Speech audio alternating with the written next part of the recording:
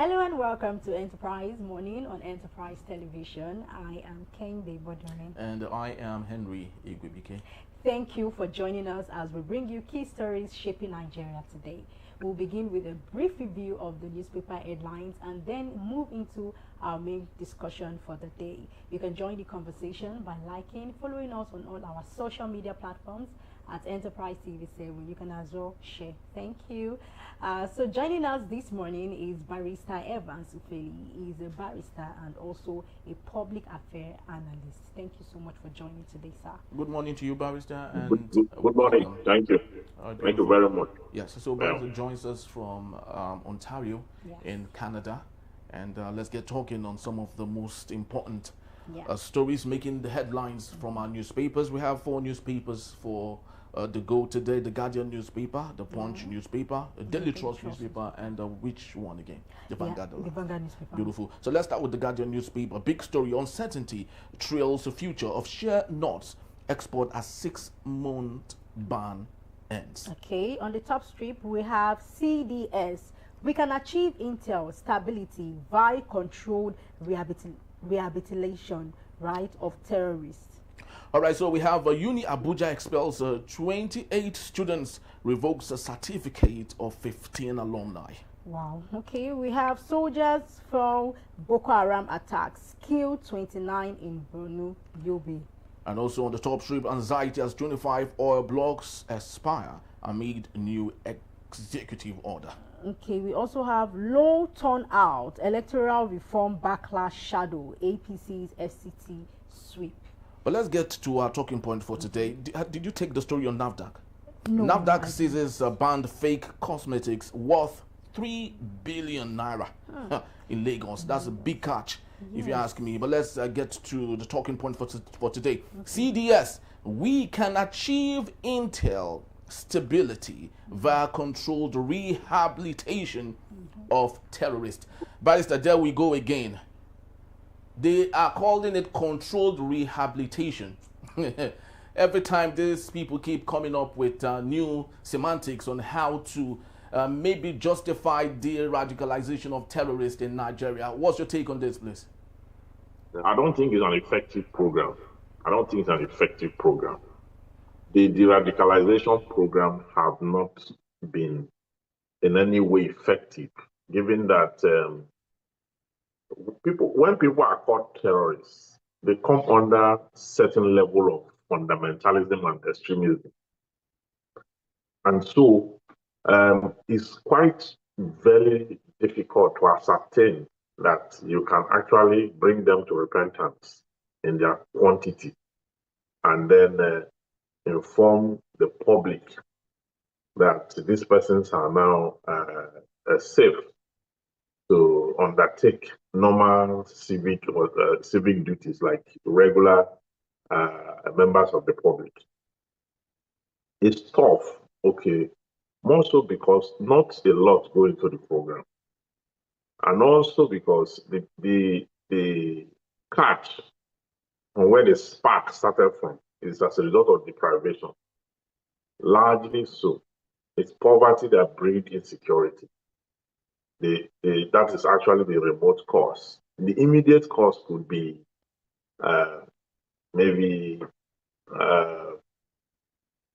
politics, and then other economic issues. Economic issues like mineral resources, cattle rearing, and all that. Economic issues surrounds it as the immediate causes. But the remote cause is poverty. The remote cause, because those people who are carrying arms and ammunition, terrorizing the state and the society, are persons who haven't been to the 4 walls of schools. Because if a child has been raised from primary to secondary to university or tertiary institutional level, it will be hard for you to convince the person to take explosives or to take guns and go and kill other people. It will be hard. It will be very hard. Though you may even have people who are like that, who are also educated up to that level and still be have terroristic tendencies and fundamentalist ideologies. You can still have it, but it's rare. But the breeding ground for this is that it's tied to deprivation. So let's look at the de-radicalization.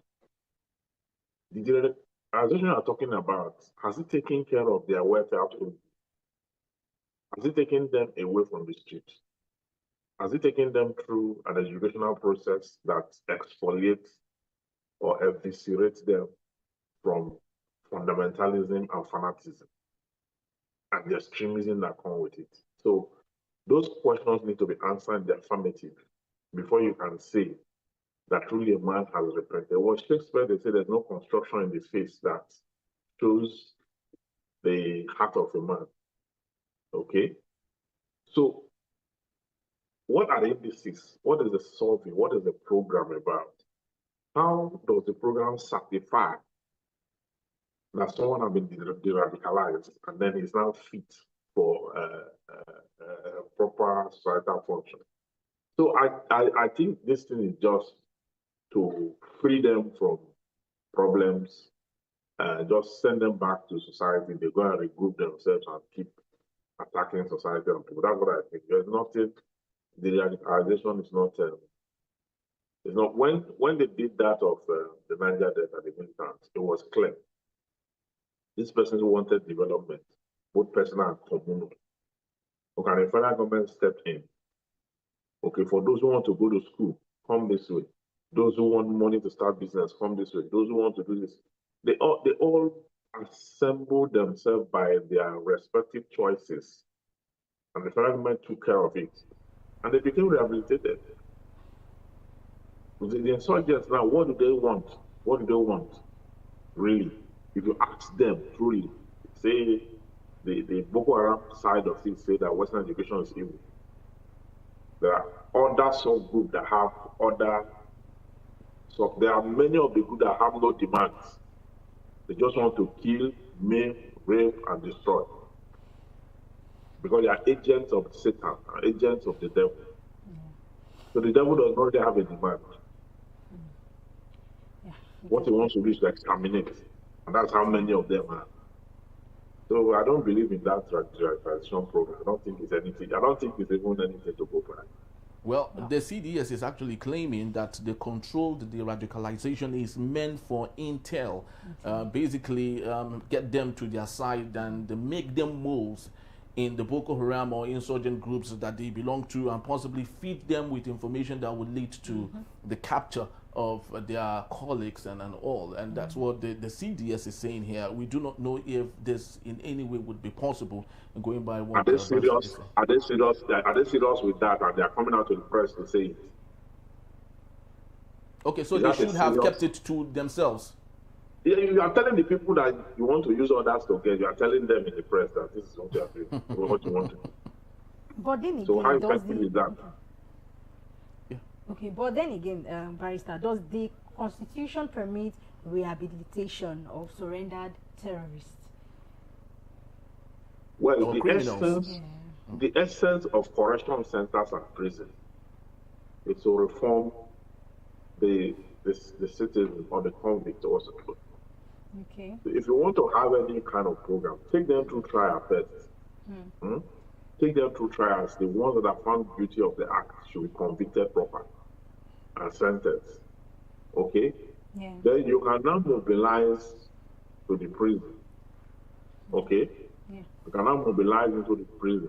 And in the prison, you cannot carry out this exercise. Because the prison already will confine them to a certain kind of lifestyle. Put them under pressure, take away their liberty, take away their right to free movement and the rest of that. So they come under scrutiny. Then you can introduce the program in the prison. Just like you have open university in the prison, you have tailoring, you have mechanic, you have all those technical trades, you have them in the prison. So you operate it from the prison authority. That's how it should be done. Not this thing they are doing. This one they are doing is politics. This one is politics. It doesn't represent how you get people radicalized. It's about the mind. It's about the mind. You don't only do haphazard and just conclude that they are now okay. Okay, now we want to send them. You guys can go back to your different groups and go and give us information on how to get them. They will go and tell their groups what you just sent them to command. Well, it's very, very sad, really, because every other day we lose soldiers, we lose police personnel. Every other day, not to talk of Nigerian innocent civilians who die as a result of being caught in the crossfire. It's actually so sad. But let's run to economy right now, Barrister. The economic theory of protectionism helps safeguard a nation from infiltration of cheap and substandard goods, and which was practiced before Babangida allowed for structural adjustment program, which allowed for influx of cheaper goods, and that led to most of the more moribund factories and industries we have in Nigeria. This story actually connects to this. Nigeria loses $6 billion yearly to cargo diversion over high airport charges. Now, the aviation sector is saying that if they allow for this quick influx of goods in Nigeria, it might affect locally produced goods. So how do we pander to this and possibly help that make Nigeria a better place economically? You see, the problem to production in Nigeria is electricity. The answer is electricity. Before you put high tariff on goods, for meat coming to the country because you want to encourage local production, you first of all ask yourself, the first question you ask yourself is that, how well is local production? Does local production meet standard? Does it meet quality? Can it compete universally? Okay, and ultimately, what is the production cost and what is the actual market value and cost of it? So if you don't do cost-benefit analysis of products made here, and then you just say, okay, just because we want them to patronize the one made here, therefore we'll put high tariff, we'll make some contraband, and you'll be wasting your time, because what people will do is they'll look for a way to smuggle in that one into the country. As long as the one you have within is not of standard, or it's of standard and it's too expensive, okay, or it's of standard, it is expensive, and it is difficult to get by. Okay, so people will look for a way to bring it in illegally.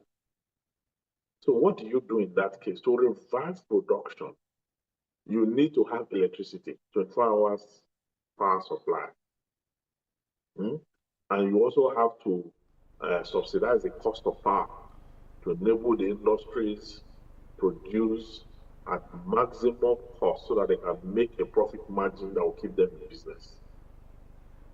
So if the companies don't have electricity and they are producing and they have to put the fast cost inflation on goods, and at the same time you want high patronage on goods that are probably out of reach, the ones produced abroad are even cheaper many times.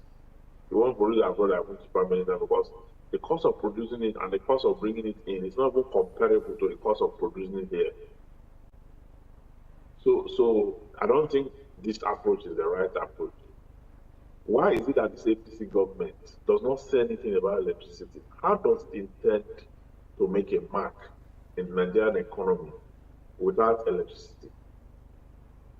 This president, when he was campaigning, he said if he gets in, he's going to make power supply constant. That if it's not constant, they should not vote him again. That was the first and last time he made mention of electricity.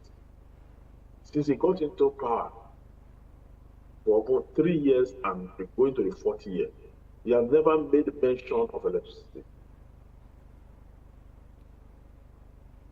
So how is it going to make a mark in how is it going to become whatever it is? His ambition. They say it's a political strategist. So he has never, and he's campaigning for second term. So if you don't get electricity right, industrialization is not what you discuss. You can't discuss it. You start with power supply.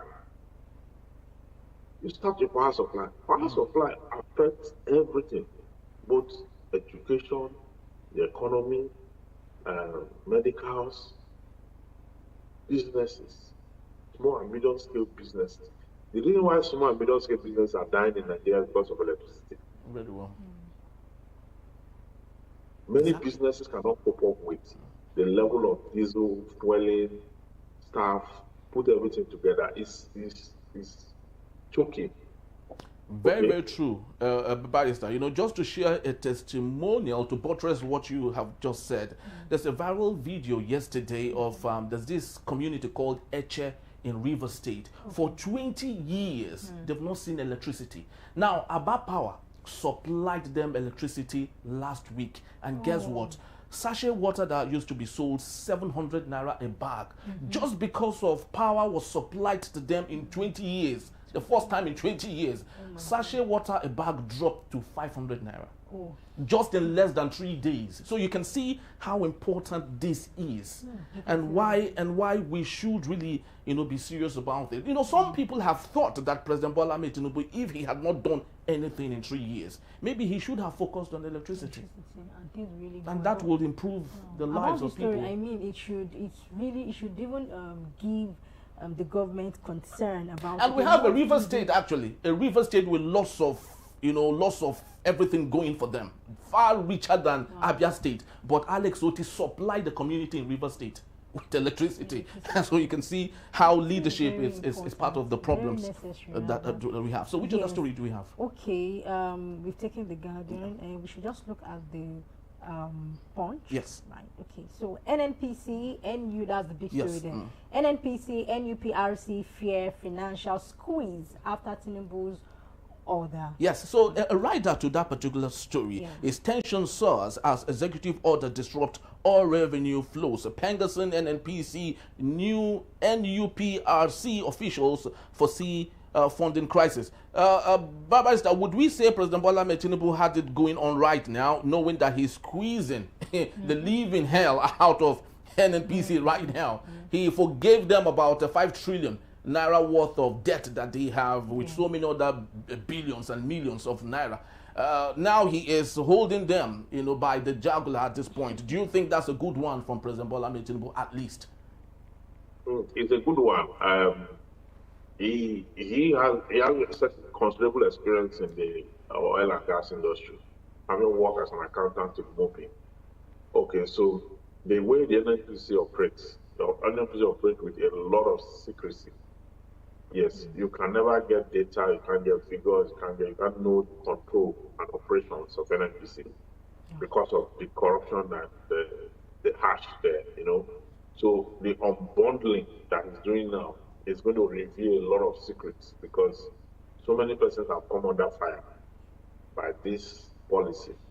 And so we should keep at it and ensure that that houses is sanitized. At least let there be one thing that people say is able to pull through and get it sanitized so that the resources that's supposed to come to the nation's coffer that is being, you know, embezzled and mismanaged from that angle of the economy can be revived, okay, and restored. That is just part of the many issues that needed to be addressed by this government. But we've not seen much. We've not seen much. And disrupts oil revenue flow. I didn't get the question. No, I said with all of this now, will this actually disrupt oil revenue flow? Disrupts? Yes, with that disrupts oil revenue flow. Well, in a way, it will influence outcomes because what policy does is that it disrupts the status quo and then it shakes up the system to the point where it influences outcomes. So outcomes definitely will be disrupted, and either positively or negatively, but somehow also well. It is a policy on transparency, a policy on accountability, which is good. Okay. So there's no way policy on accountability or transparency will not disrupt process. Okay, and there's no way we will not find or discover certain things, whether right or wrong, that's ongoing in the process. So it's a good one. There's a need to do more in that direction in other sectors like the MPA. Okay, not just the NNPC, the MPA, and other sectors, other service sectors, even the aviation sector. Okay, there's a need to do something about these institutions. Let there be a hurricane that will run through these institutions, because these are the institutions that generate resources for the country. Okay, there's a need to have policy redirection. Okay, to revamp and revive this sector so that outcomes can be different and so that discoveries can be made, challenges can be properly seen, and solutions profiled accordingly.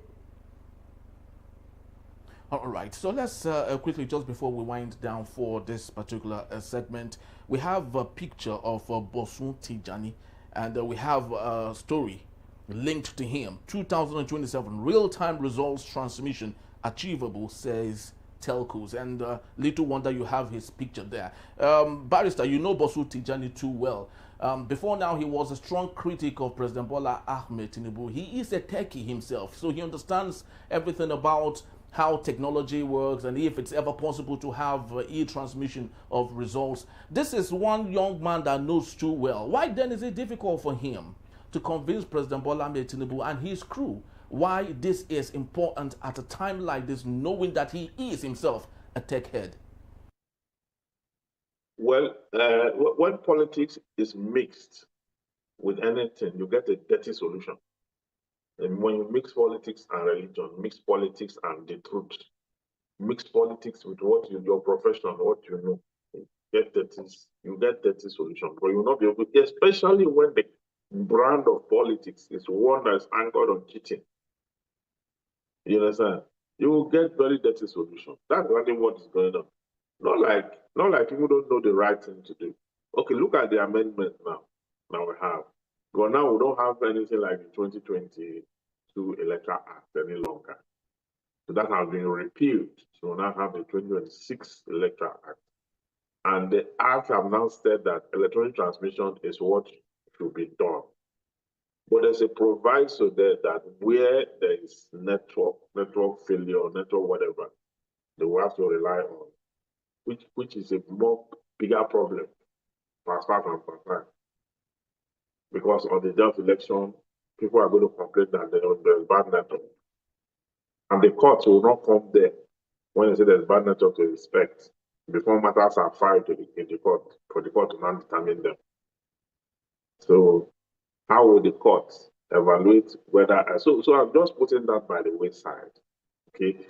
It is lack of sincerity, lack of doing things on the merit, lack of accountability and transparency is the reason we are battling with having a system that can establish the truth. What is really dead? South Africans use this electronic transmission system. Many countries in Africa use it. You can sit down from a point and watch, the votes as they are cast. This is just transmission we're talking about, and we have this level of what they call a dispute. If we were talking about electronic voting, what would have happened? We would have plugged down the heavens or what? The fear that this thing will go the wrong way is so imminent in our politicians, especially the ones that are not performing, the ones that stole their way through victory. And so they don't want to hear anything that will say, okay, let everybody start at zero level. Because they know that their lack of performance will not, people will not vote them in. New faces will emerge. Completely different set of politicians will emerge if merit is allowed. So even when the president signed it, the reason he signed it is just to almost like proving that he's popular, he can sign anything and still win the election. That's what that they just did it to make sure to let people feel that yes, I have signed it and it will go. But you see, what was signed is the issue. What was signed is open-ended. It's open-ended. You were talking about electronic transmission. That transmitting electronically will lead to stability, transparency, and accountability. That's what we're hearing for. All of a sudden, you now say, okay. Before now, you don't agree. You say, no, there's no network in some part of the country. There's this, there's that, and therefore you are not going to pass. Then there was uprising. The people came out to protest.